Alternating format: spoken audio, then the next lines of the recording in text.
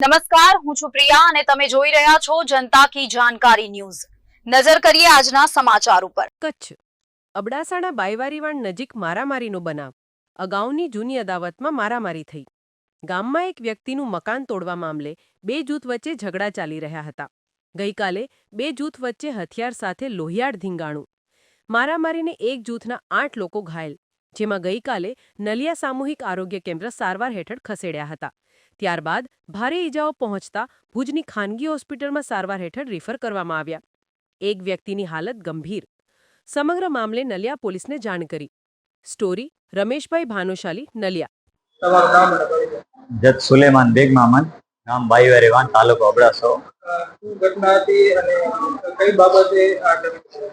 ઘટનામાં એવું હતું કે જે મેન રીઝન એ જ હતો કે પહેલા મકાન તોડ્યો હતો મામદ લુવાર, એનામાં અમને કીધું અમને સપોર્ટ આપો। એ રેકર્ડમાં ચડેલું મકાન હતું, છતાં એને કાંઈ મંજૂરી ન લીધી, બિના તોડી નાખ્યો। પછી અમને કીધું સાથ આપો, તો અમે ખોટામાં ના પાડી।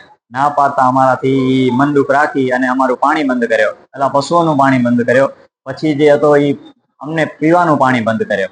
એ મનદુખ રાખીને કાલ એ 50 થી 60 જણાએ હુમલો કર્યો હતો।